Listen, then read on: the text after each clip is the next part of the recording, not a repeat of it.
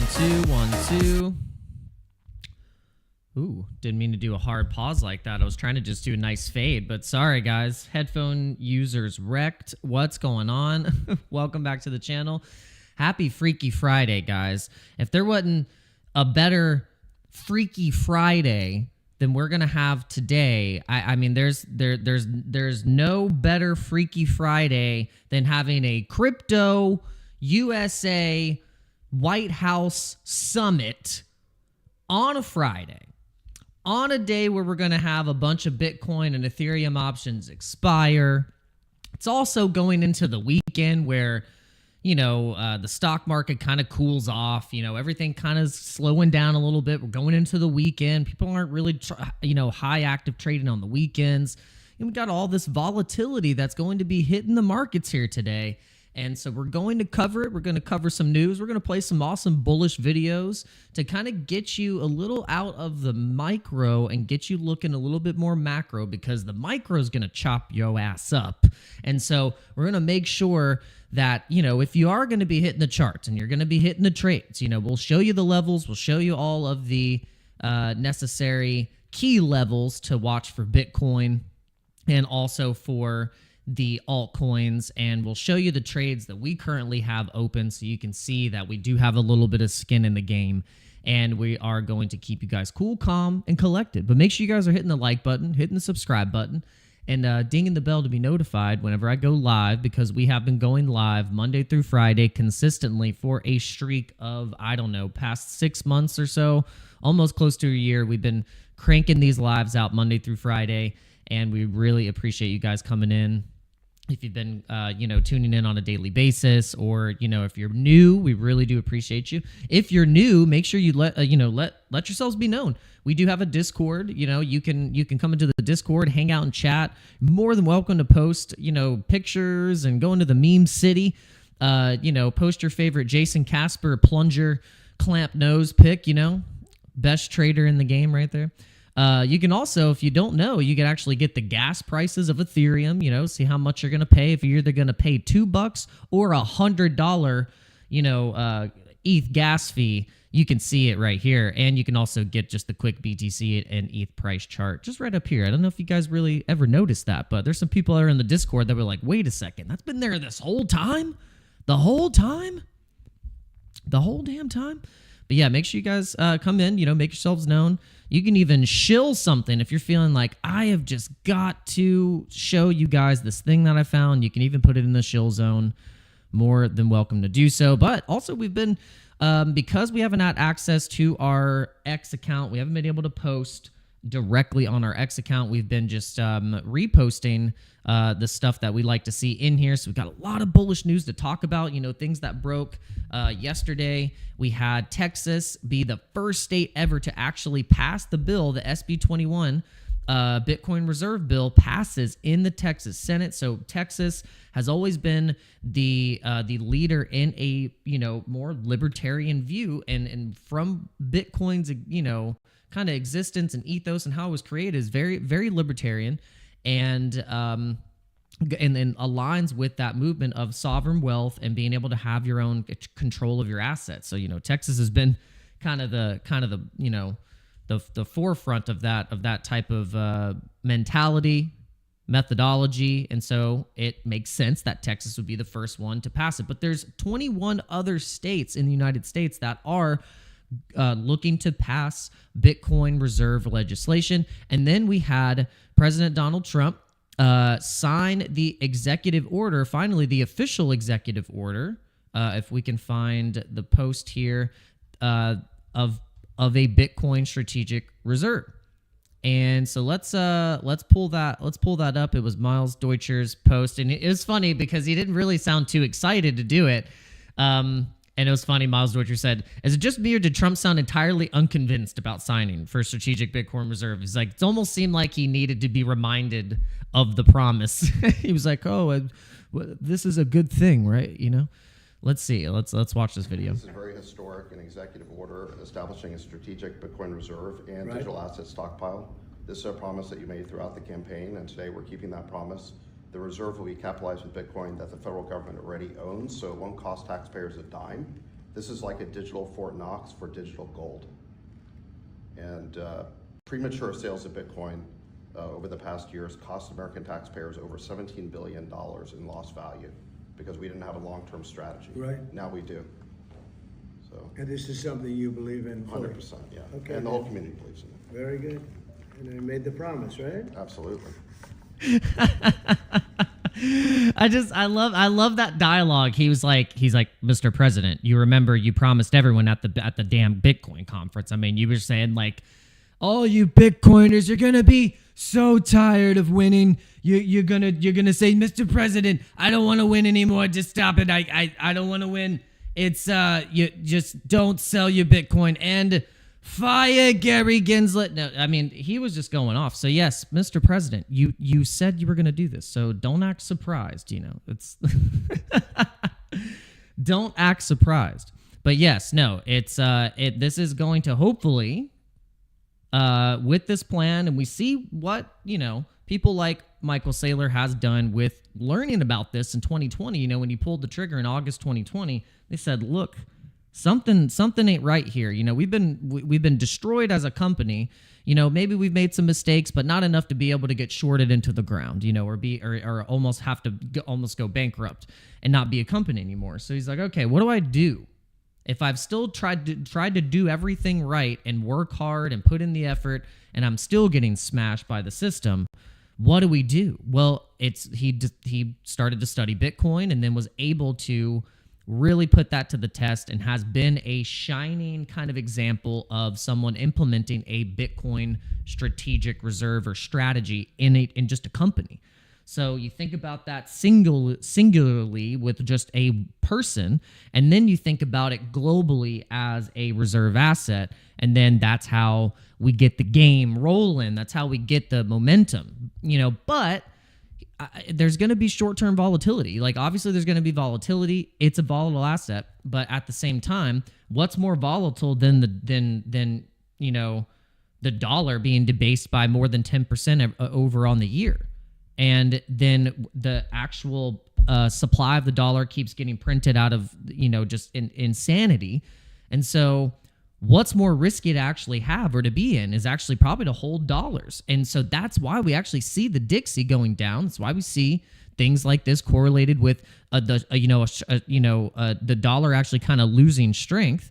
And it doesn't mean that once it's, the dollar's right here, as an index compared to other currencies, that doesn't mean like, oh, it's completely dead. It just means that like, it's just, this is what is built into the mechanism of the dollar. It's meant to do this. And actually, we're going to play a clip by Senator Loomis, who explains this very, very eloquently and gives us a reminder of how you're supposed to view Bitcoin and how you are going to do better over time by learning this simple aspect. So let's watch this clip. Let's get to crypto, Senator, because you're in New York City today for the Bitcoin Investors Conference.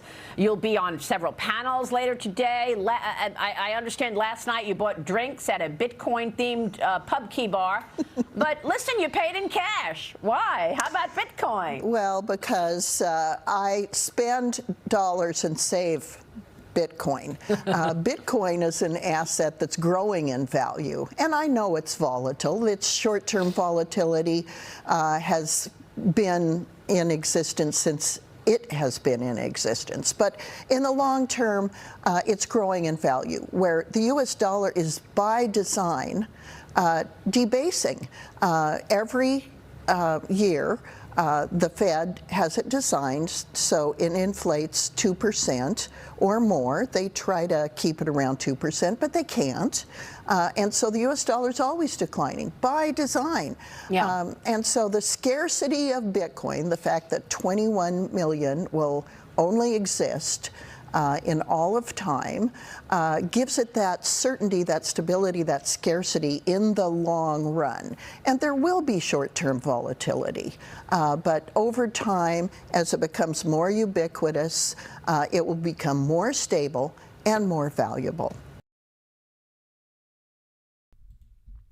Best, most bullish explanation of Bitcoin that I've heard in months, weeks, however long. I mean, this was it. I mean, this is the easiest explanation to give to someone who's like, well, how do I just understand Bitcoin in just like just a few sentences? Like this was it. This is perfect. It's like, and I loved that question that the reporter, the news anchor asked, like, well, you didn't pay in Bitcoin, you paid in dollars.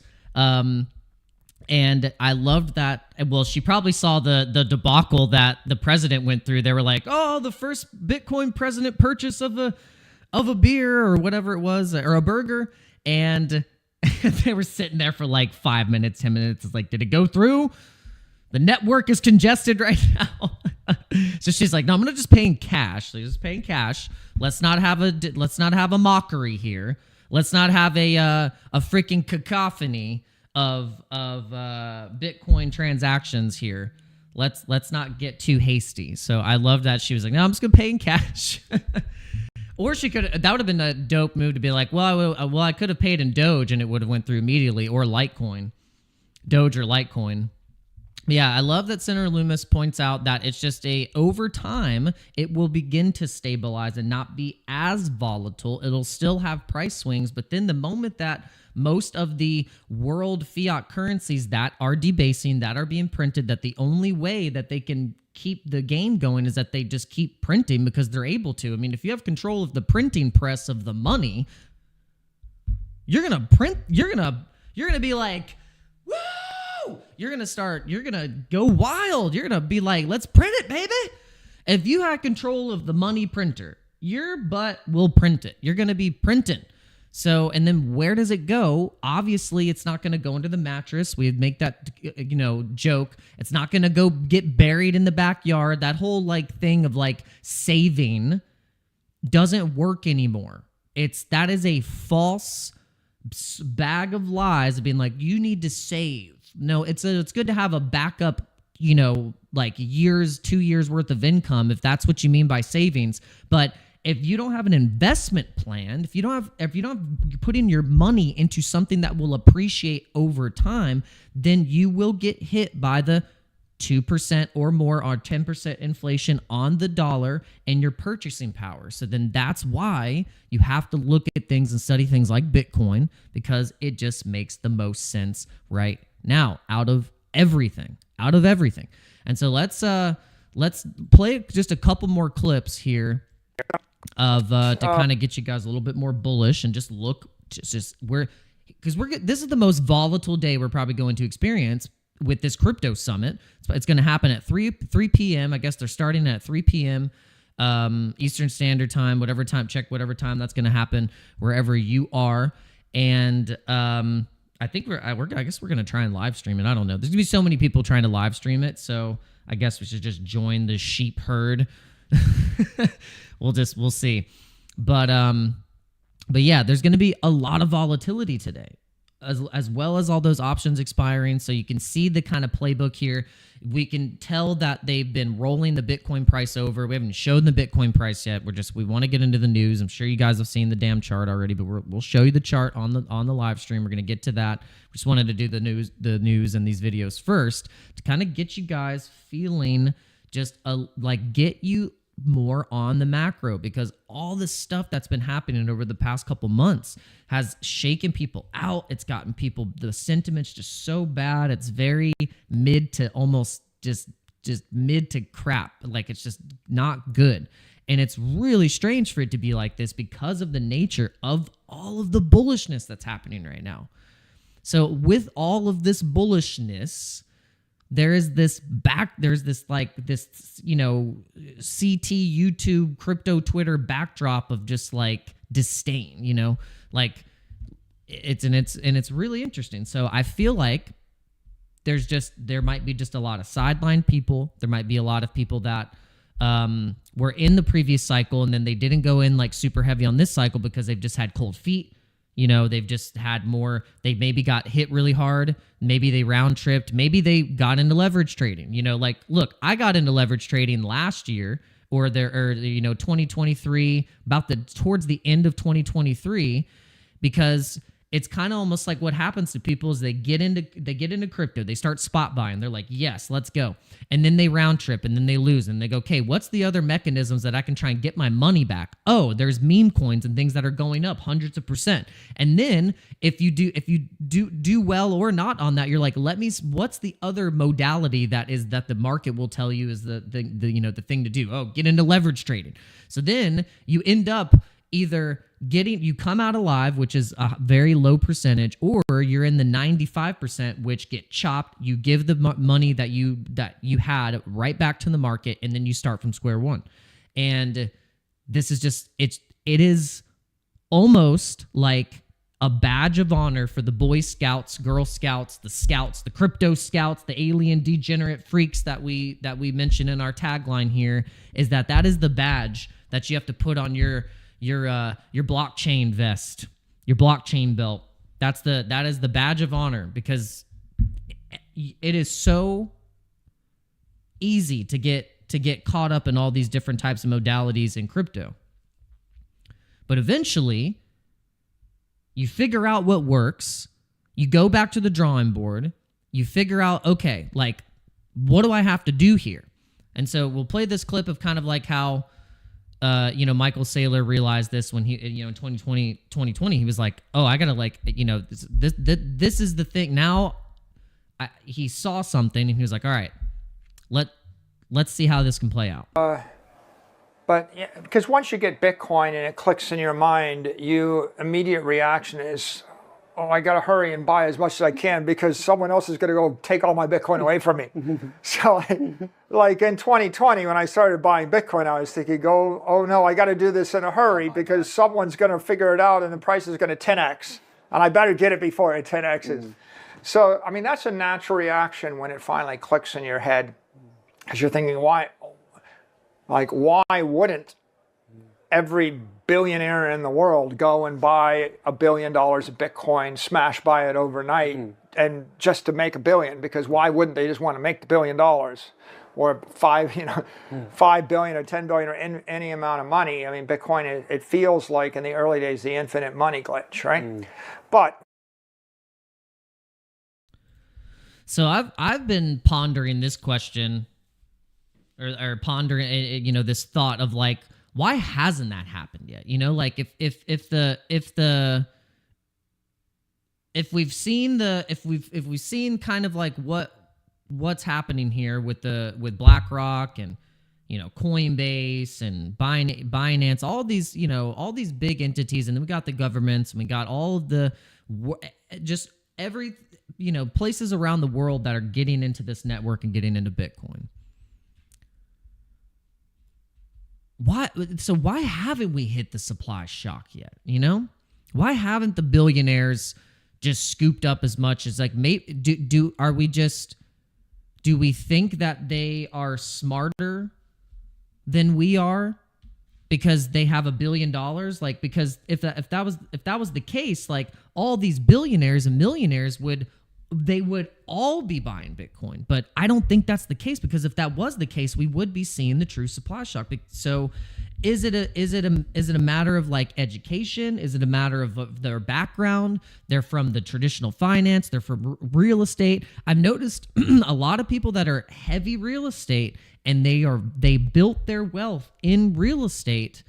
Some of them are still having a hard time pivoting to going into digital assets or going into Bitcoin because of the way that they've been able to build their wealth. And I get it. But then it's going to be really interesting to see how this actual switchover, this renaissance is going to happen, where we will see the people that poo-pooed Bitcoin or didn't want to take the time to understand it start to rush to not even understand it. They're just gonna FOMO buy. So that's what has happened in the past, is where people didn't even know really what it is, but then they still maybe took a chance and was like, all right, I'll buy some on Robinhood. Half the people that bought Bitcoin on Robinhood didn't even know what the heck it was. They were just like, I'm hearing stuff. Same thing with Doge. They're like, I don't know, it's some meme coin that's a dog. I don't know what the heck it is. I'm gonna buy it. And sometimes it could be just as simple as that, as just a wave of momentum. But then think about that in the case of the top billionaires and the money and the supply getting into Bitcoin. So that's what I think will be happening over the next 4 years with the the momentum of this strategic reserve, and we also have a crypto stockpile that has all of our shit coins in it, which is great. So to have the U.S. hopefully pump our bags and they're not going to dump it on our heads, then hopefully maybe we'll get finally Cardano going to $5-10 like everyone was calling the last cycle, and it didn't even get close. It got smashed. Moment it hit $3, it was like, see you later. All right, so so we want to mention about the crypto summit. So this is funny, lady of crypto said, prediction: the crypto summit will be a bunch of old people who don't understand crypto making up rules for crypto. I think she might just be upset that she wasn't invited, or she's not, a guest on the list. So, and then this guy, he said, Grok, here's a short list of confirmed attendees for the White House Crypto Summit on March 7th, and you be the judge if these people are a bunch of old people who don't understand crypto.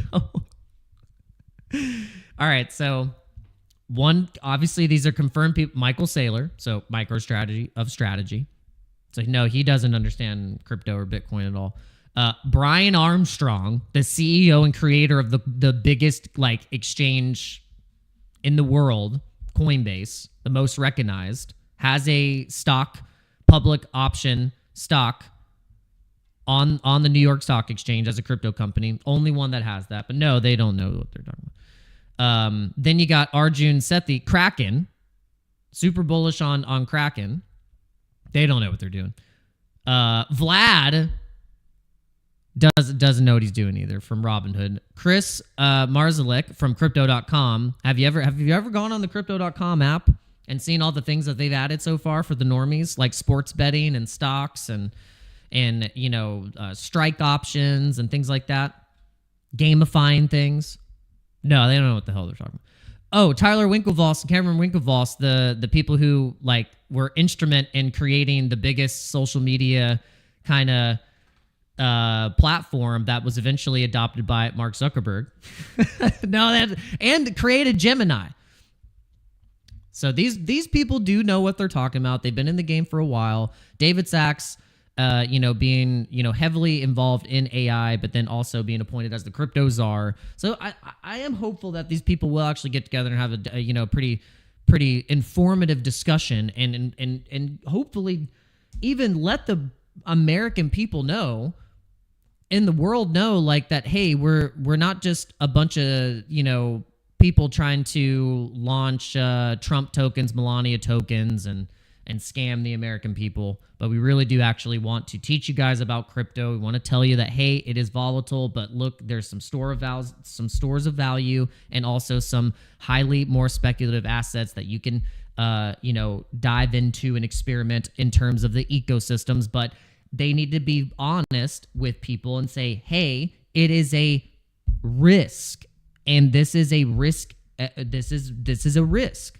This is what I feel like a lot of these people, especially the Trump, the gripe with the Trump, family KOLs, Eric Trump, and just the whole team, whoever's running the Trump KOL conglomerate.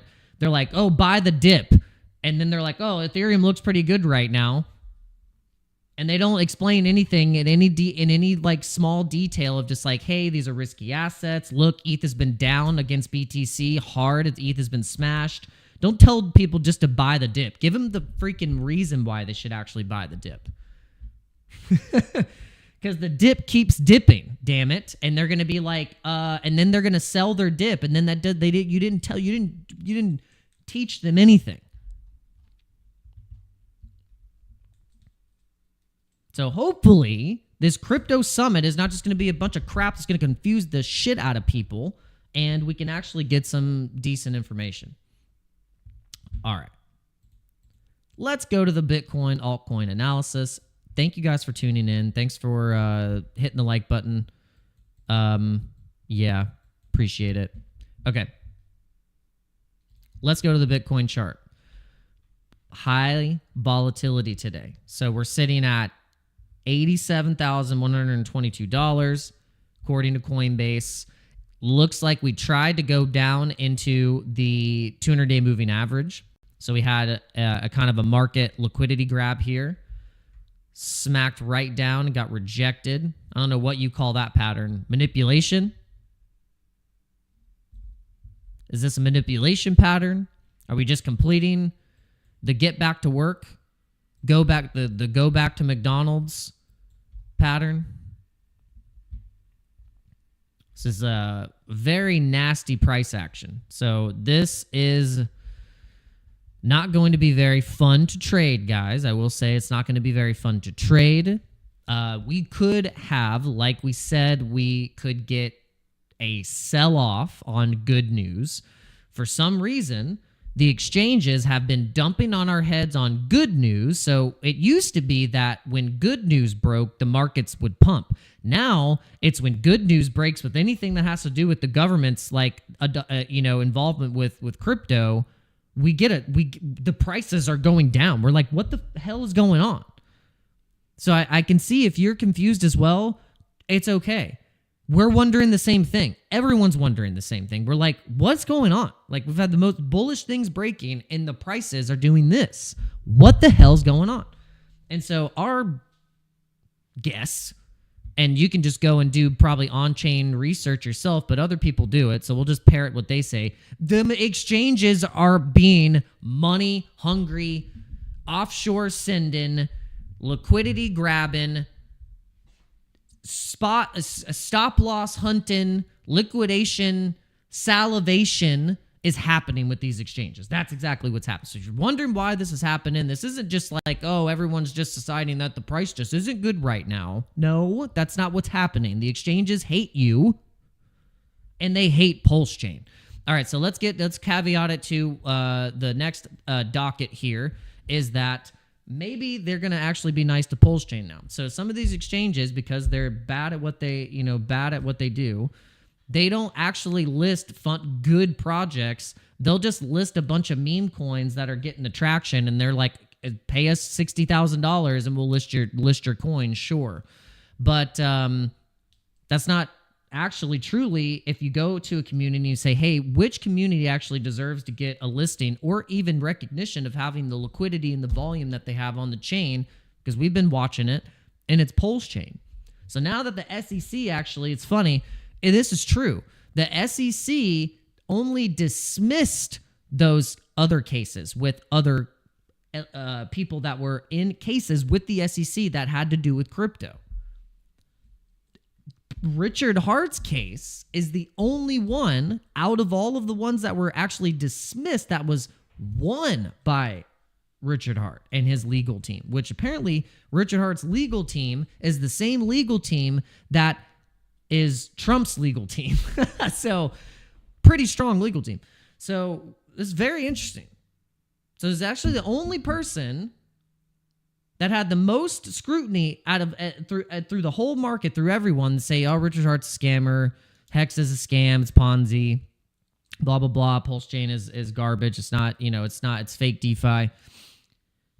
And the case has been just actually won, and Pulse Chain, according even just to DeFi Llama track in the metrics, does like 10x more, like 15x more volume on a daily basis than Cardano does.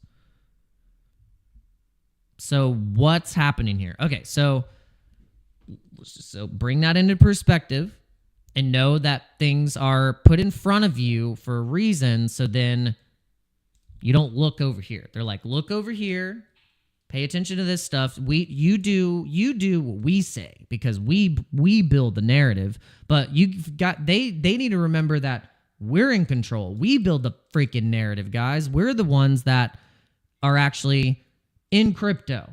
Okay, so we can actually have a little bit more control, especially when communities are really loud and they're really strong. They usually win. So that squeaky wheel will get the oil. All right, so Coinbase has leaked clues about listing Pulse Chain, the whole network. A senior supporter manager at Coinbase has written to the SENS Foundation. Coinbase may begin to provide support for the Pulse Chain network. So this is just take this with a grain of salt. So you'd automatically receive the PDI funds in your account. What it means, millions of users could be onboarded to Pulse Chain via accessing their airdrop tokens on Coinbase. So the context is in August 2021, $27.5 million of ETH was donated by Pulse Chain sacrificers before the fork existed to Aubrey de Grey's longevity research at SENS. In May 2023, Pulse Chain launched, quickly becoming the most thriving fork of ETH.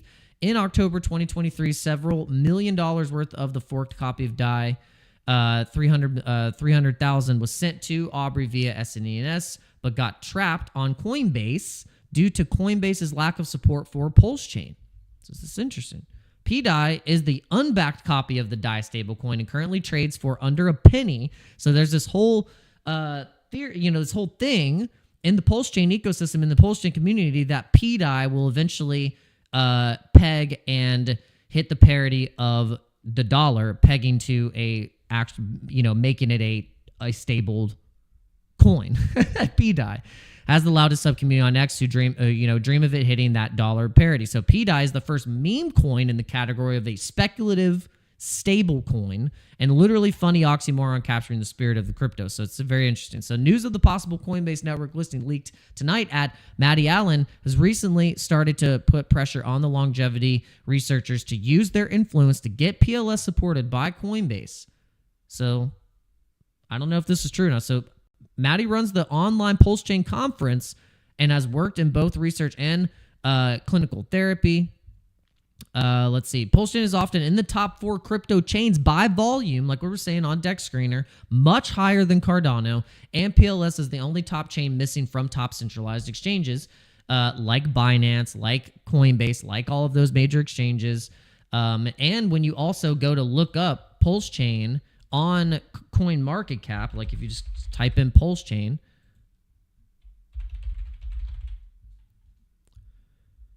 really?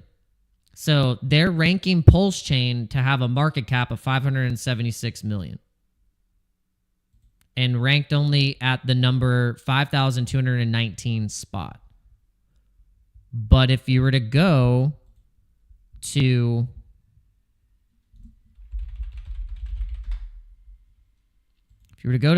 gopulse.com, the Pulse token has a $5.3 billion market cap. So what? So then also PLSX has a $5.4 billion market cap. And then Hex on Pulse has a $7 billion market cap. So cumulatively, it has a collective liquidity market cap bigger than all of these tokens that are in the top 20, 25 to from the 10 to 25. So what the hell is going on here? Yeah, it's called gatekeeping. It's called who the hell even knows what the F pi is. Pi just comes out of nowhere. Who the hell? What is even pi? What is this? Why is this here? And literally, this is Pulse Chain would be under Tron or be above Cardano. So it's crazy. I just think it's why. Give me a solid answer why. It's very, very fascinating. But it would be so interesting to see the reaction from the market when Pulse Chain gets listed on major exchanges and then has networking, onboard ramping from exchanges using the PLS network, using Pulse Chain, adding stablecoin support, adding the PDI or adding DAI. That would be very, very, very interesting to see the market reaction. And the people that would then possibly be FOMOing into the chart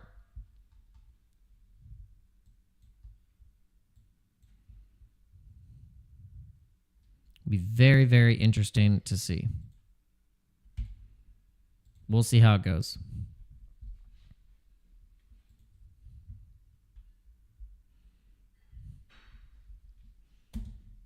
Hope you guys are doing well. Yo, shout out to Headband watching on Twitch.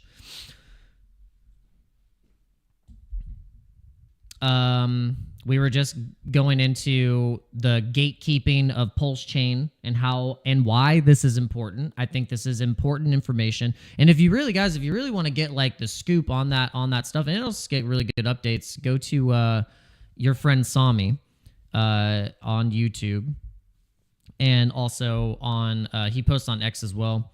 But yeah, we like his updates. It's pretty, good base takes of kind of what's happening overall, but then gives the correlation of what's happening on the Pulse Chain ecosystem. Probably, better, I think, better than most. So I want to give a shout out to Sami. All right. This is fascinating. All right, check this out. This just reminds me of the same type of video that Da Vinci made 13 years ago. But did you know that the same time there was a 13-year-old kid that made a video very similar to Da Vinci, and it was on, and his channel is called TechPod USA. Only ever uploaded 4 videos, and just 1 month ago did a reaction video of talking about how he was like, "Wow, I guess I was right. I was right about some things," and then he was also wrong. But here's the video we came across. This popped up in our feed. 13 years ago, this kid was talking about Bitcoin. Okay, so this is TechPod USA on YouTube, and we can also be found on Twitter at TechDude356, blog at sumtechblog.weebly.com. I'll get into all that stuff at the end. But today we're going to be talking about something that is not really new, but it's different. I hadn't seen it before. And this is a Bitcoin. It is pretty much, it's a peer-to-peer virtual currency. Let me see if I can pull that up right here. It's so funny. You read the comments. The comments are great because it's like, "Oh, thanks YouTube for showing me this video in 2025 instead of 2012. Thanks a lot. Thanks a lot, YouTube." And then this one was even better. This was like, 13 years ago, I was smoking weed out of a Gatorade bottle. Hope life has been good for you, my friend. Oh, and I was like, oh, probably people were like, I was playing World of Warcraft and playing Counter-Strike. What the hell was I doing? While this kid was like, I discovered Bitcoin.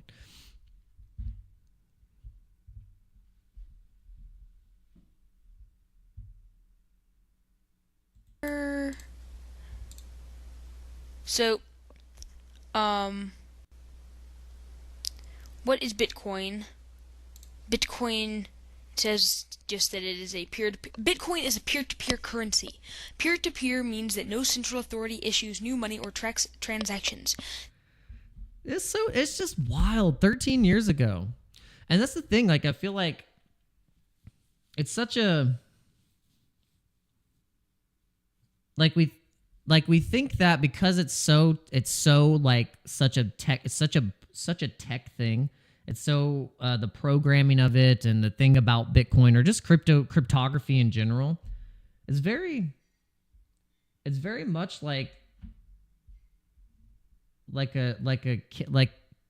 it's like kids understand it for some reason. It's like they almost, it's like, I remember my wife actually told me this story that, her son, when he was just, I think he was like 10. He was like 10 years old.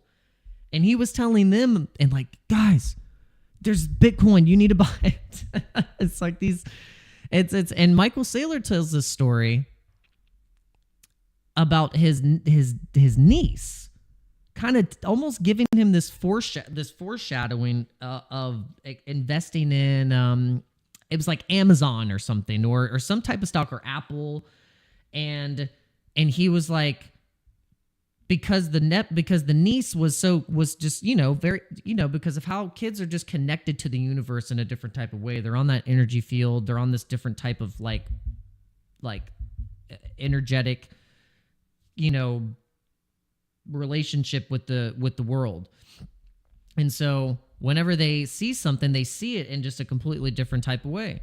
And the niece said something like, "Oh, the apple, it's cute, that blah, blah, blah." Something about the apple, and just really focused on it. And then it kind of tuned Michael Saylor into being like, I think I need to focus on this. Like there's something here, because the niece, really attached to it. And it's funny. I say this because I think about my daughter. And when I talk about Harry Potter, Obama, Sonic, 10 Inu, she says that. She'll say it, and when she sees Sonic now, she sees Sonic and she attributes it to Harry Potter, Obama, Sonic, 10 Inu, and it's hilarious. Because I'll ask her, I'll go, "What is that, Rosa?" She goes, "Ticker Bitcoin," or she'll say Harry Potter, Obama. And so it's just funny. It's funny, guys. But look, there's Da Vinci 13 years ago. Similar video, bad quality.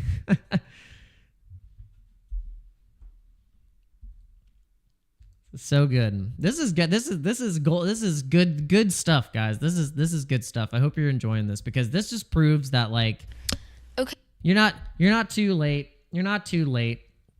Even though this was 13 years ago, it's still, people don't understand. So it's okay. It's okay. You have to think about the internet. You have to think about, like, when we were really starting to crank up on the internet, like in the early 2000s, and we were like started to be like chat rooms, and it was not just email. It was like, oh, we're like going forums, blogs, just like we started to really then kind of like get into the social aspect of it, and how it's connecting like all these businesses, or just like, all the different web services, and so it had to go through some growing pains and things like that, and people still didn't understand it. People still didn't realize that everything was going to be, oh, link your Facebook to this, or oh, everything is going to be, oh, look, connect your Google account to that. Like, we didn't really truly understand that everything was going to be fully connected like that. We didn't truly get it, but we still were using it. So this is how crypto is going to be in the next 10, 13 years, where it's like, oh, now everyone's like, really, it's like it's being used, and you don't even realize it. Like, your bank's using it. Like, all these companies are just back end using blockchain because it's just better technology. It's the tech, and Sergey from Chainlink actually explains this. It's just a better technology. See, Chainlink, Sergey, I think it was it NBC? Chainlink on upcoming White House Crypto Summit. Give us everything you know at this point about tomorrow's summit. What information do you have? Yeah, so I know the folks attending. I know the time, which will be in the afternoon. I know that I think the leadership of the U.S. In the global financial system as it transitions into the Web3 format will probably be an interesting topic to discuss. I also know there's two key pieces of legislation in D.C. right now around the stablecoin bill and market structure. Those are likely topics to be discussed. But from what I can tell about the administration's goals and David Sachs' statements and kind of the direction there, I think the general direction is, how do you create a level of leadership from the United States in the Web3 economy? And how does the U.S. financial system, as it transitions into a Web3 blockchain-powered format, how does it remain the dominant leading financial system in the global system? Speaking of the global system here, what would really move the needle? Because there's so many things being discussed that you have to wonder what should take priority. You have the lawsuits being dropped, and on one hand, that would certainly increase activity, but a strategic Bitcoin reserve, should that come before other things, such as stablecoin legislation? Arguably, a lot of the industry would have wanted to have that conversation come up first. Yeah, I think that the need for clear regulation from the market structure bill and the stablecoin bill are topics that allow the U.S. financial system to clarify and adopt blockchain technology beyond whatever's in the reserve, right? So the reserve, I think, can serve as a backstop for an asset-backed kind of view of the U.S. economy or the U.S. dollar. And so the reserve has its own role to play, just like a gold reserve has its own role to play. Then there's a number of mechanisms and questions around how do you create the proper regulation so that the U.S. is the financial system where critical base assets are generated and then repackaged across into other financial systems. And then you have various questions around compliance and stable coins and these things. So I think there's almost two categories of questions. One question is how does the reserve work? And another question is how does the U.S. financial system become the dominant force in the new version of the global financial system, which is powered by blockchains and smart contracts and Oracle networks? And then all the normies are like, what the hell did you just talk? What did you just say? Because when I talk about crypto, that people are just like, what are you, does this all matter? Like, people really have asked me, they're like, does this all matter? Isn't it just like, is it even real? That's what people say.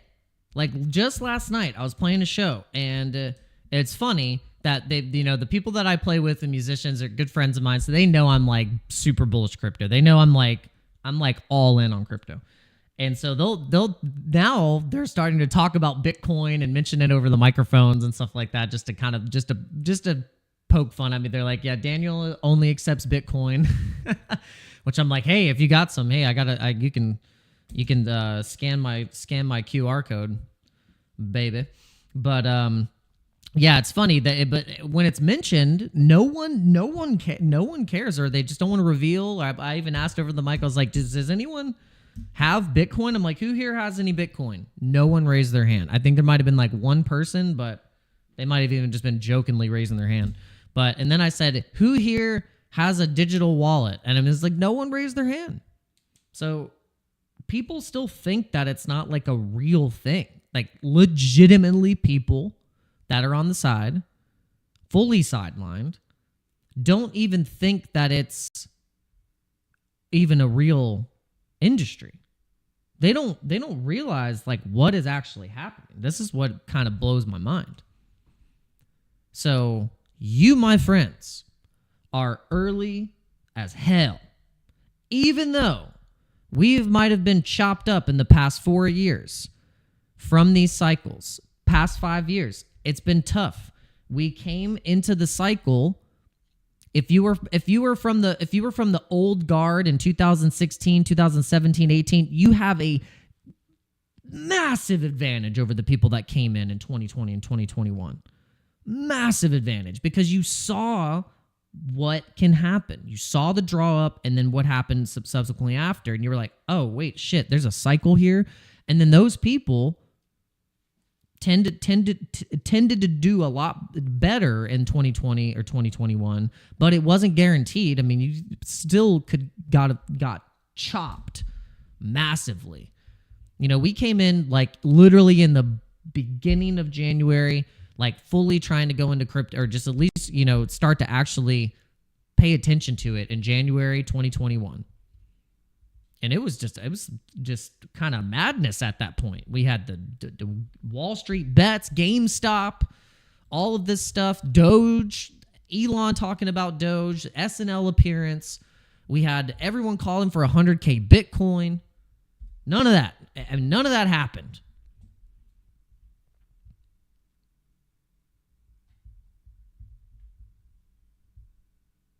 Yeah, wait till they, exactly, Squirrely. Wait till they find the real Bitcoin. Well, the joke is going to be that people are going to think that they bought Bitcoin, and you're going to be like, bro, no, you didn't.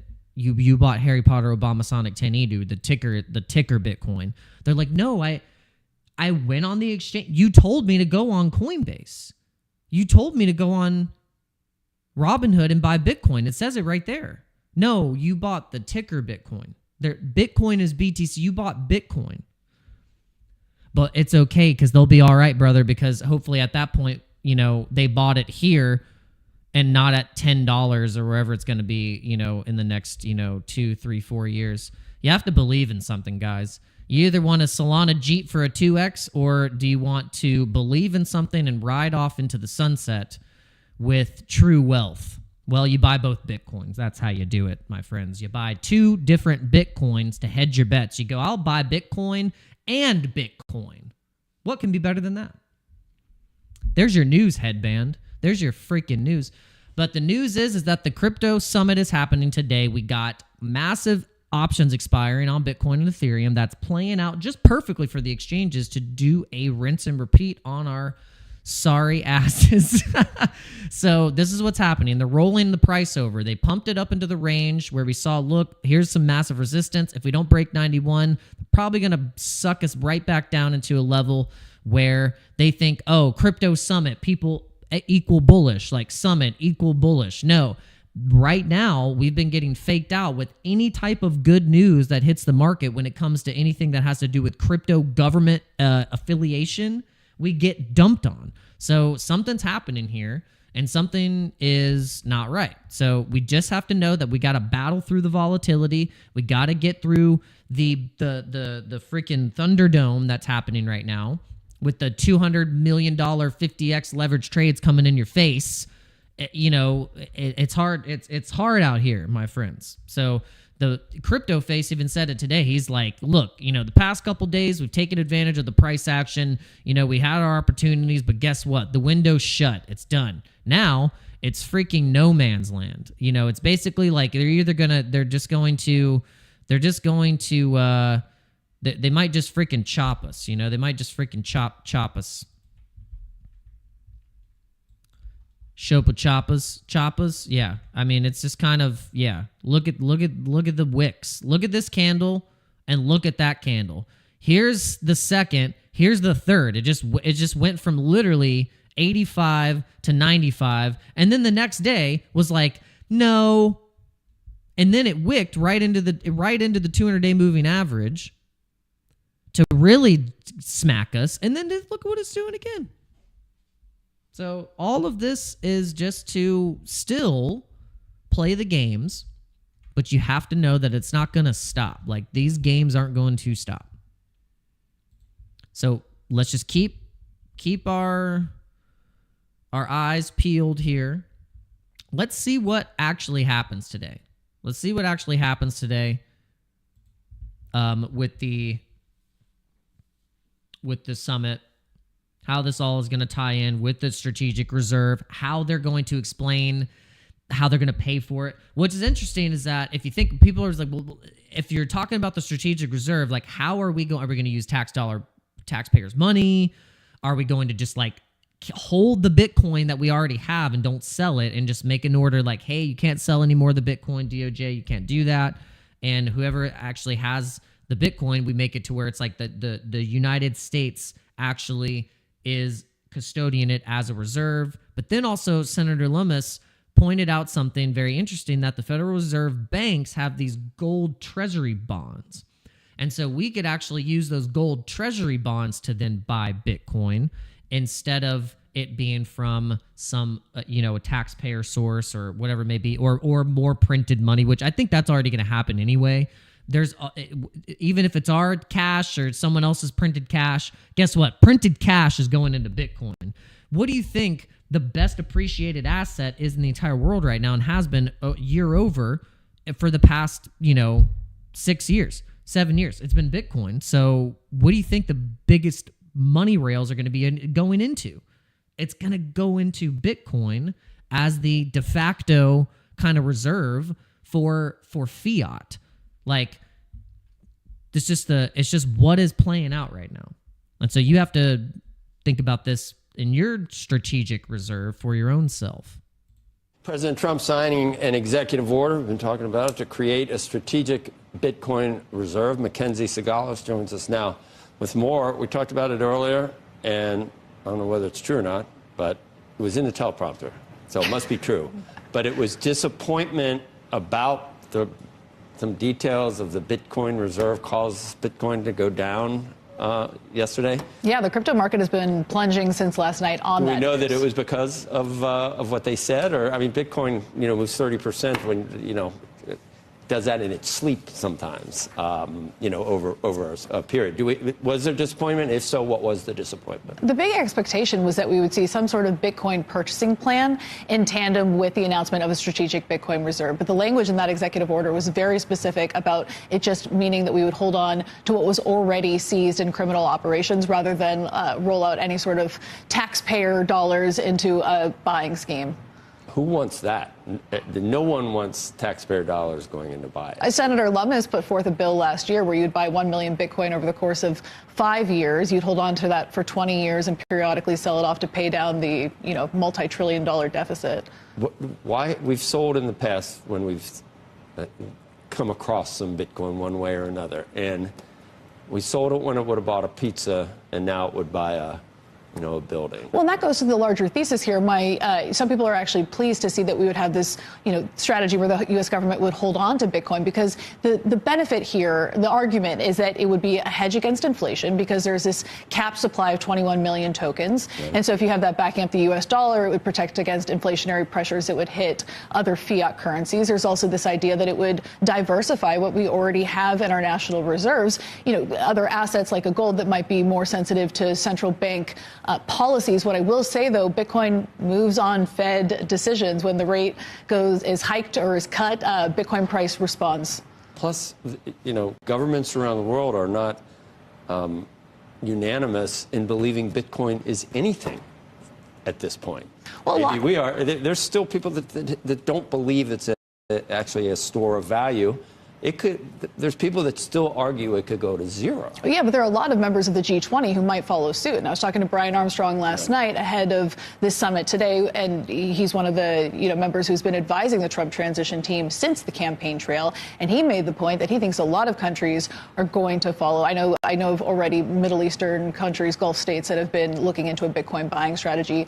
There's also reportedly, conversations within the Chinese government to look to follow suit if the government in the U.S. makes this move to roll out a purchase plan. But there is no purchase plan. Yeah, exactly. Well, I mean, if you have a strategic Bitcoin reserve, China used to be one of the epicenters for Bitcoin mining. It's very easy for them. They have all of this hydropower, and so they already have all the facilities, and they banned it a couple years ago, but it takes nothing to turn it back on. And then, pretty interesting point that she makes. She's like, look, some of these places that were like banning it or whatever, like China, they kind of already have the infrastructure ready to go. Like Bhutan is a perfect example. Like you don't really think about that. Who thinks about Bhutan and Bitcoin, or even just a place in general that's on your radar? But because of the nature of where they are located, geolocated, they're able to have mining operations and produce their own Bitcoin through their mechanisms of how they're producing energy. So we in the United States have a big mining industry as well, but it could be bigger. And if we were siphoning off nuclear power energy and the burn off from nuclear power and wherever there's like fracking or whatever it may be, we could actually mine Bitcoin from that reserve energy. And then that's how we're going to truly generate our own Bitcoin, because at a point, obviously Bitcoin is mined, and there's going to be a last Bitcoin mined in whatever year that may be. But then if the miners keep hashing and the hash rate keeps increasing, and then that point of where the last block was going to be mined, or the halving or whatever it is, like 2134 or whatever it is, like the last Bitcoin halving, it's just like, at what rate are we going to see some interesting network effects happen, I guess, as you could say, the network effect of the supply and demand. Similar to Iran evading sanctions by just mining Bitcoin. They already have it on hand. Right, but if we're not really buying it, right, we're not going to be buying it. You agree with that? I think that right now we have around $17 billion worth of Bitcoin, and holding on to that is enough of a signal that other countries would follow suit. I think that there is an intention. I mean, some of the language in that EO did say that if they could find budget-neutral ways to add it to our balance sheet, they would investigate that. Now, that, of course, stops short of a buying plan, but it signals that they're open to some way to do this if it doesn't take taxpayer dollars. Do you know of a way they could do it without taking taxpayer dollars?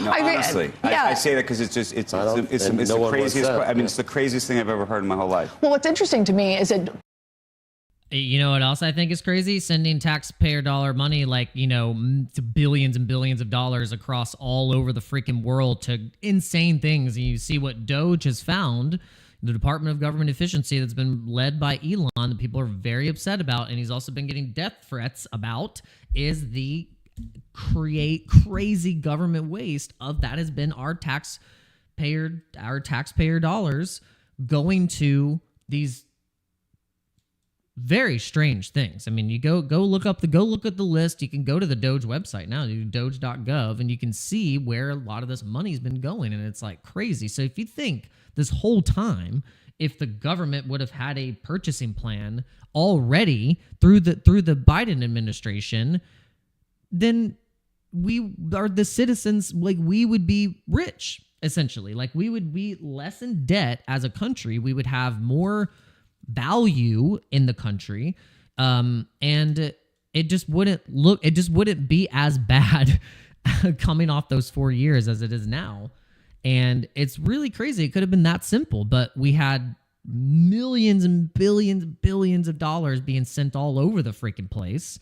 And so whether you agree with it or not, because here's the deal, you know, we have the war with Russia invading Ukraine, you know, as the United States, we're kind of that de facto nation that's like, hey, if our allies or whoever is in, you know, whether it be like countries in NATO, like if a country is volatile and, you know, and causing problems, you know, we're supposed to be the country that squashes the beef and say, hey, but now we've been realizing and learning over time through all of these different money trails that we've been funding both sides of any kind of conflict for years and years and years. And so this is what we need to completely disconnect from, is like, that's why the American people suffer, because there's conglomerates and this oligarchy of people that fund both sides of the destruction. So it's like, now we need to be like, yo, USA, this is why people don't like Trump. This is why the establishment and the deep state, whoever, they don't like Trump, because now Trump is being like, USA, we're backing out of all this shit. And we're going to take care of the American people, and it's America first. And that's never been the conversation, and this is why people are getting so pissed off. This is why people are getting so mad. So then you think about, as much money has been wasted, we could have been buying assets. We could have been building up a true strategic reserve, but it took until Michael Saylor in 2020 to then to give the incentive. What kind of BS is that? It just means that crypto had been choke pointed from way before we even realized there was a choke point. And so that's what you have to think about. Think that the deep state funds both sides, okay? And then now we finally have people that are going in and saying, yeah, we're going to stop that. Now let's fund us. Let's fund the American people. Let's fund the American people. And so that's why people are pissed off. So all this waste and like all this money, this taxpayer money that we're talking about, what the hell are we talking about? Because it's been sent to some BS for years and years. And now it's like, if we even thought about saying, oh, let's use our money to actually enrich the American people and actually have assets that are benefiting the American people, then I might be about it. If we would have been doing it already, it would have made price go up, stock market go up, innovation in America, more jobs, blah, blah, blah.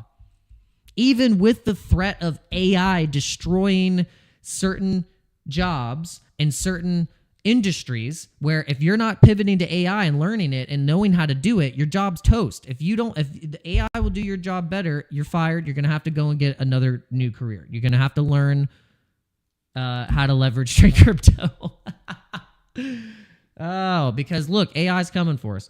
So even with the problems with AI, we would still have more wealth and benefits in the country if we didn't have the irresponsible spending. So this is what we're trying to fix. It's going to ravel and flutter up some feathers. And this is what the short-term volatility is, because look, their little Ponzi game that they have going, their little slush fund game that the Democrats and the deep state and the oligarchs and the companies and the slush fund foundations and the whatever, they're mad. That's why they were all sitting down and not applauding or clapping at all during the presidential address to the House.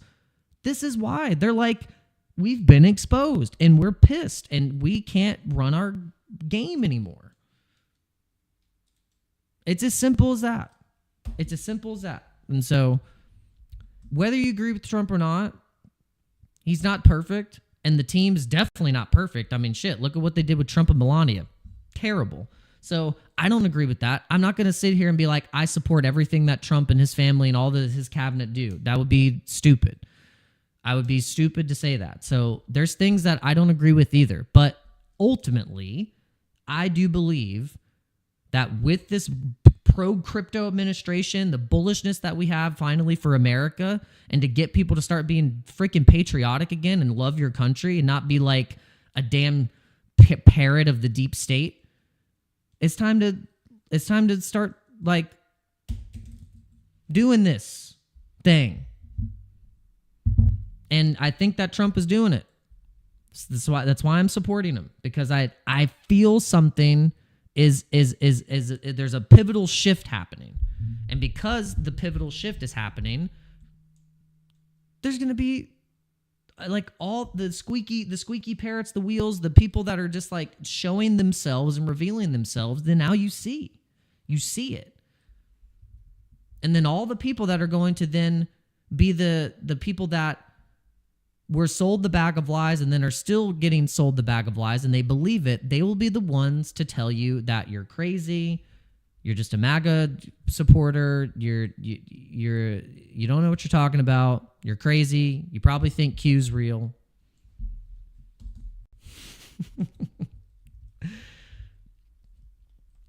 There's been a new theory that Q, it was Melania the whole time. That was who Q was. Q is Melania.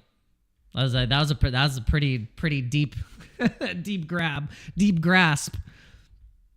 All right, let's finish this video. President Trump spent a lot of time with Bitcoin miners on the campaign trail, and it goes to that larger thesis of other countries that are turning either sanctioned energy in the case of Iran or, idle resources into Bitcoin. So that's a way to generate it. And yes, you have like the energy inputs, but some of the biggest miners in the world are based in the United States. Core Scientific has a lot of operations across the country. And if it goes to 1 million, it's a great idea. If it goes down a lot, it's a horrible idea. El Salvador is one place. And they're getting hit hard by the IMF right now. Right, but which countries are just...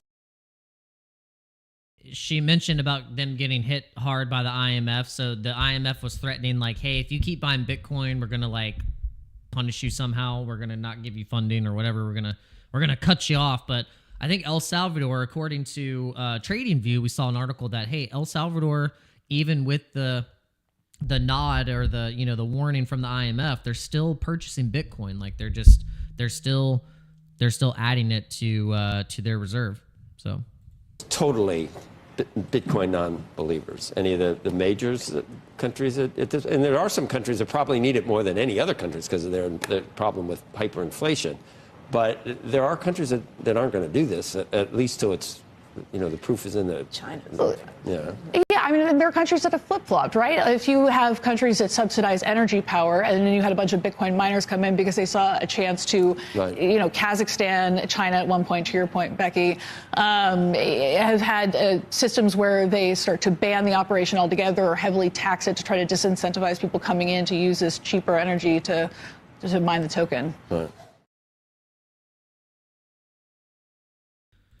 So I think what the big thing that I gathered, I remember when I went to the Bitcoin conference in Nashville and I watched Trump, watched Trump's speech there, and the thing that I wanted to focus on, and also not just Trump's speech, but everyone that spoke that was involved in the government in some way, they pointed out the fact that Bitcoin in America, it's not just about like us getting more bullish on Bitcoin or us purchasing Bitcoin. It's about our country's energy dominance. And so that I was like, oh, this is what they need. They're trying to give us like the play of how the world will look in the next 10 years. You think about what are the technological revolutions that go through in our ages, and what pushes innovation is the technological breakthroughs.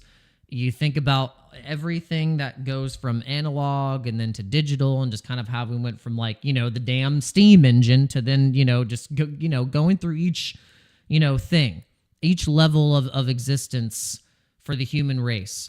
And so what I think is what the focus is, and what we need to think about is that how does a country even work? How does it even survive? How it's energy. If you have to borrow energy, which they mentioned, I remember was a talking point, that we have to subsidize and borrow energy. And once we're borrowing and buying energy, which is oil and all that stuff from these other countries or places where we're getting screwed, we're basically getting taken advantage of. And then we have all the bad, monetary policy and foreign trade that the past administration has completely destroyed. And if you think about Obama's trade deals, terrible. The dude was trying to get us in a war of World War III during one of his administrations and his presidency. And the American people said, absolutely not. These people suck. So here's the thing. America needs energy dominance, and we have all of the resources necessary to do it. But we have companies that are affiliated with not being American, and they're not pro-American. They hate America, and they want to make money in a different type of way. And it's bad. So here's the point that I think this administration is trying to make, and this is why people are so pissed off. This is why there's a whole slew of propaganda against Trump and his team and all these people that want to be pro-American, pro-energy, is because their constituents are not serving the American people, not serving American companies, not serving the vision that America could be actually the true greatest country in the entire world through its energy and its dominance with Bitcoin and cryptocurrency. So it all correlates, and you forget about it because you think you get so distracted with everything else, but everything runs on electricity, energy, and in the way that we actually produce the energy. In the Democratic-ran administrations, we closed more power plants than we did ever in any other administration. And so what the hell does that mean? That means that they are purposefully trying to hurt our energy dominance, so then it gets subsidized and outsourced to places like freaking China. Then we have to rely on the Saudis, to rely on all these people that we don't have to. American dominance. That's what's going on right now. And people are pissed. They're mad. And so think about how energy correlates with Bitcoin and the frequency of money and how things are moving around in the world. And this is the message that I got, the biggest message from the Bitcoin conference in Nashville, is that it's not about just price go up, It's that if we don't have the energy and the frequency of money that we're supposed to have, we're doomed. And so now that America is getting on this train, we could be leading to a complete technological financial revolution. And this is why we are in crypto, because we want to be here first before the masses, before everyone starts to realize that this is what it is, and we're here because this is like, our friend Sami right here, Sami, shout out to Sami, says we're on the bleeding edge of the financial breakthrough revolution. We're on the bleeding edge of the knife of the dying of the traditional financial system. There's going to be some woes, especially from all those scammers that have been scamming us for years and years and years. Their game is over. And that's why they look like this. Where was that picture? It was really, really funny. Where did it go? Oh, that I could use this one. That's why they're all like this.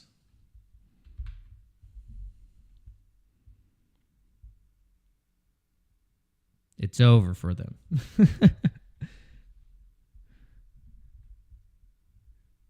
They're not happy. All right, guys. Well, I think we ranted enough. Did our rant pump the Bitcoin price? Did we get any kind of reversal? Did we get any type of Dano effect on the price? Hopefully that was it. Hopefully that was just the little capitch low. We're going to call that the capitch low right here. Or the summit starts and the market, Binance and Bybit and Coinbase and all the exchanges that we're supposed to love and praise and be like, thank you so much for dumping our, Solana on our heads again. Thank you so much for suppressing the Bitcoin price by using offshore offloaders and market makers. Thank you so much. You guys are the angels. Thank you. We're supposed to praise these exchanges, and I'm like, how about stop scamming us? Stop scamming us. It's funny, speaking of exchanges and the Pulse Chain, MEXC was like, yeah, we'll list Pulse Chain. Just pay us $150,000. They were like, send us $60,000 of tokens and then a $60,000 listing fee. And it just proves that these exchanges, they don't care. They're just like, give us the money. Give us the money now, bloke. Give us the money now. All right, so just a little bit of macro here. Data. The Dixie is looking like it's getting a downturn. It needs to go back into the 98, between the range of 98 and 94. Here's all of the things that I think will line up. And if and when these things line up, which I think they will. We don't want to say like 100%, but I mean, they should line up on the macro. Is that we have the federal interest rates when they were like almost at near zero. The dollar wasn't very strong because it was just like, hey guys, here we're going to turn the money printer back on. You can borrow money at like freaking zero interest rate, basically almost damn near zero, and let the party begin. And then that was when people went into speculative assets and blah blah blah. We had the bull run here. We had people flooding in, but thing is it happens very fast. It's a short window of when the rip happens. It's like the last 2 months. And so by that point, people got shaken out. They sold too early or whatever, or they sold at a loss or whatever. And then the last 2 months it rips again. And so that's what happened. And then subsequently, the quantitative tightening started happening, and then the dollar gained strength again. And then that's when Bitcoin went down 60% into a bear market, was when the dollar gained strength. So I think to correlate these things is very smart and a good observation of saying, hey, the dollar's strength is directly correlated with how Bitcoin and risk-on assets are going to perform. And then it also correlates with how the interest rates are, with how much banks are able to borrow money at whatever rate. And that also dictates then borrowing rates for mortgages, for cars, for everything. It goes across the board. So until the tightening stops and we get QE, which is basically, here was QE started here in basically 2020. And then that was when they started to QE. And then that's what started the run. That's what started our full bull run. So that's the thing, guys. That's why I want to tell you, it's not over. We just need the things to line up. That's it. We just have to have these things line up. Bitcoin dominance. So you want altcoin season to happen. Well, altcoin season is not going to happen until Bitcoin dominance goes back down between 57% and 56%. Because when we were there, that was when we had the biggest runs. Like with Ethereum, we had a dominant switch. Then we had things like Pepe, Floki, all this stuff started to pump, break all-time highs. All of these things are correlated together. 100%. Even if you look at the ETH BTC chart, look, it actually finally at a point it bottomed in where it QE'd right here in 2020, just like we said. And then look, then the pair for ETH BTC started to go up finally. And then the moment that we got tightening, it's been bleeding, and it hasn't really found a bottom just yet. I don't know.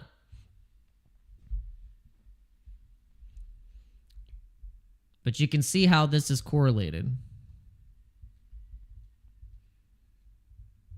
Or you just say, I don't care. I just buy the ticker. I just buy the ticker and believe and retain and rejoice in the knowing.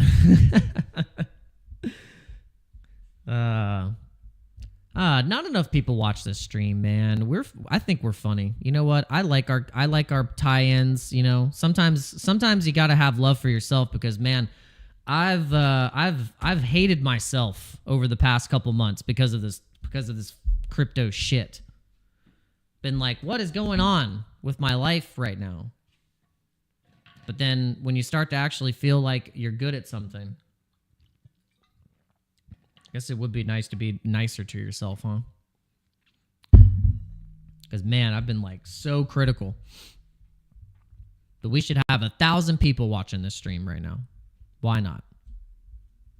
Why not? What's an extra 992 people? What's an extra 992 people for the cause? I would run out of bags of coffee in 2 seconds. Speaking of coffee, if you're running out of coffee, check out Beancoin. You can get fresh, organic coffee sent right to your door, and you get rewarded crypto by doing so. And did you know you can actually buy this coffee using crypto if you just click on the buy now? We use a really awesome service called Heal.io, and it's powered by Solana. And you can actually connect your wallet to buy the Beancoin blockchain roast, which is a Ethiopian Brazilian blend, really nice. And be the first to buy a bag of coffee with crypto. Let's go. See, you really can purchase coffee with crypto. It really is the thing. They're a direct sponsor of the channel. By they, I mean me. If you want to be a part of the Beancoin Street team, go to the coffee shop hangout, join the Discord, and become a part of the Beancoin revolution and the street team. If you want to support us directly, you can go and buy some really cool merch on our merch store. We have some Beancoin shirts, really cool Matrix breakout. I mean, imagine wearing this shirt and people see that Matrix code and that really awesome, cool logo and the Beancoin. They're like, what is that? Like, I thought Bitcoin was the thing. And you go, no, bro. You just, let me tell you a little something. Let me tell you about something. Let me tell you about the revolution. And then it will not be televised. It will be brewed. And so then you just break it down. Break it down for them. If you want to join the street teams, there's an easy way to do it. All right. We didn't show the trades at all this entire time because we just, the trades are probably not doing as good as we would like them to. These trades were doing a lot better, and we probably had multiple opportunities to scoop and take some profits and maybe think that, why else would we not take some profits a little bit before going into this stupid summit and think that the market's just going to let us win for however long. I should have known. I was a little naive, but who knows? Maybe we get a white swan pump on this summit, and they say some glorious news, and then everyone's like, "Let's buy crypto now," and the exchanges decide to stop, leverage trading against their customers, and everyone wins, and we all ride out to the sunset.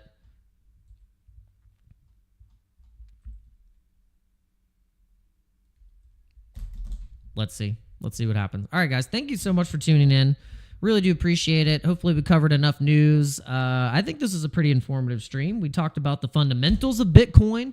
We brought you some the most recent bullish news from the mainstream media as well, how the mainstream media sentiment is, and also talked about how the overall retail sentiment is. It's just not looking good. You know, I get tabs from going out and talking to people, and you know, no one gives a rip right now, guys. They don't. But the thing is that retail always comes in and buys the top because they think it looks good at 150K. So your job is to be now buying right now, because retail's not buying. Absolutely not.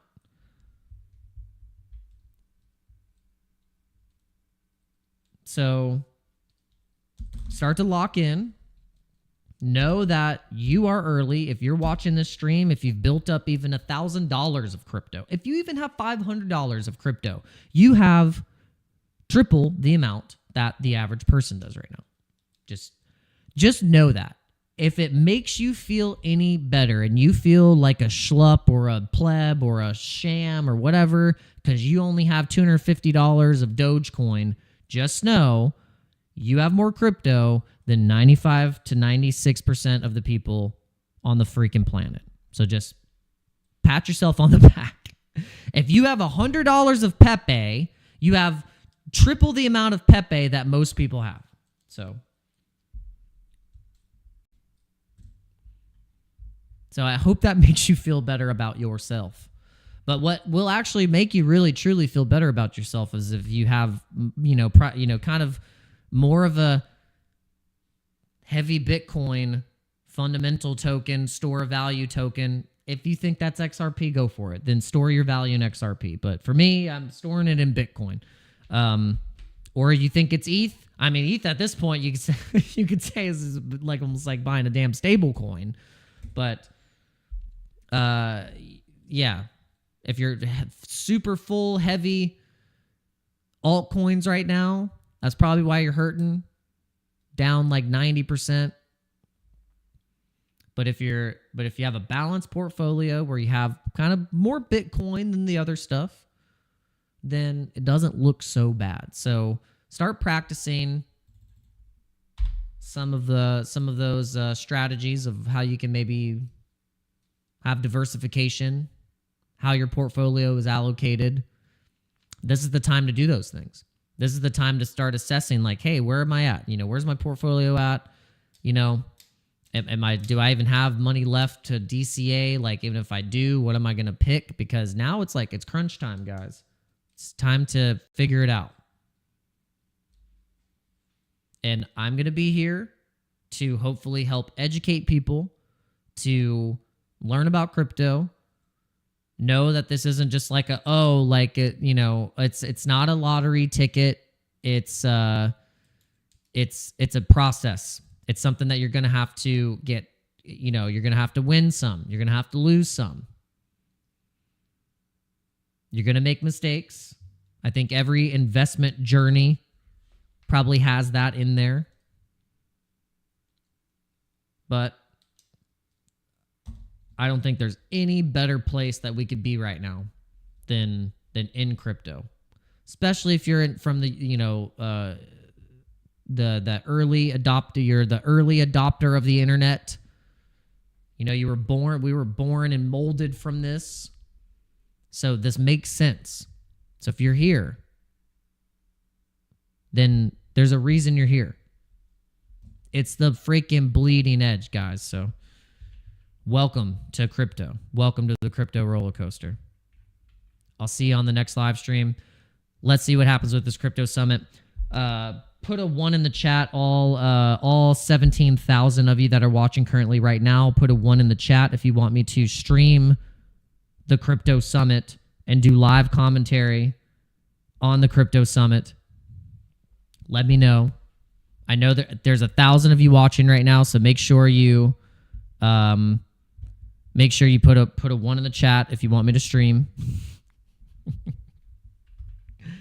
All 17,000 of you, please make sure. Just hit the like button on the way out, because if we can get 17,000 likes before we end this stream,